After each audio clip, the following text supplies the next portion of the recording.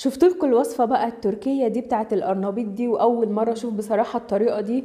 فقلت بقى يا بنت جربيها وشوفي طعمها عامل ايه. هي بقى ابهرتني، انا ما شفتها كده بصراحة قلت لا دي المقادير بتاعتها مش مقفورة، يعني حاجات كلها في المتناول. وكان عندي بصراحة قرنبيطاية كده في الفريزر، فقلت لا خلاص انا هجرب الوصفة دي.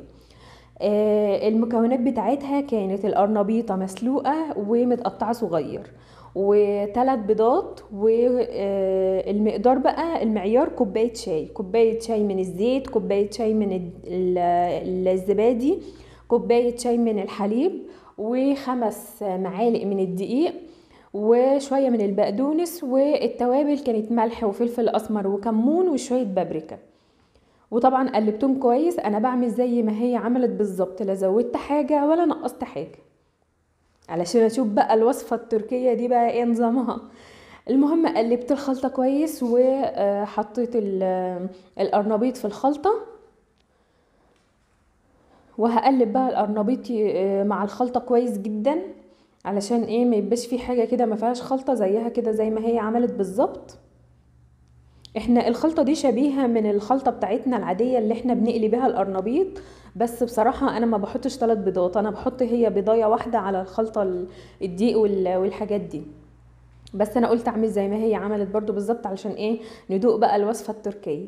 المهم حطيت الخلطة في الفرن، وما خدتش وقت كتير خالص، يعتبر تلت ساعة لقيتها اتحمرت من فوق ومن تحت.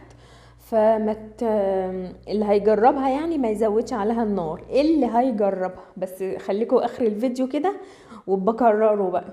المهم طلعت الصينية وحطيت عليها الجبنة، وهدخلها بقى تاني الفرن من فوق بس، يا دوب الجبنة بس تسيح كده وتاخد وش. الصينية طلعت بقى وزينتها بالبقدونس زي ما الست برضو عملت بالظبط. هي تبان ان هي صينيه خفيفه، يعني ايه مش مقليه بقى وكده.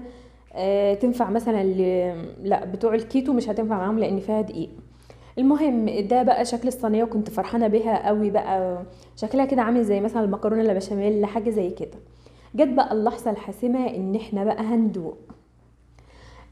قطعتها، هي بتتقطع بسهوله وبتطلع القطعه بقطعتها كده زي المكرونه البشاميل. وهندوق بقى الاختراع ده، انا بصراحه ما كنتش شايفاه قبل كده، يعني اول مره اشوفه كان مع الست دي الشيف دي التركيه دي. دقناها بقى وما اقول بصوا انا هنا فرحانه قوي بيها، يعني طالعه بقى القطعه بقطعتها وفرحانه قوي. المهم دقنا بقى وعينكم هتشوف الا النور. بصوا انا تقييمي ليها هي 6 من 10، اديها 6 من 10. بالنسبة لنا احنا القرنبيط المقلي كان احلى منها بكتير بصراحة. هي شبه ايه، شبه عجة، عارفين عجة البيض؟ هي بقى شبهها بالظبط، بس دي عجة قرنبيط.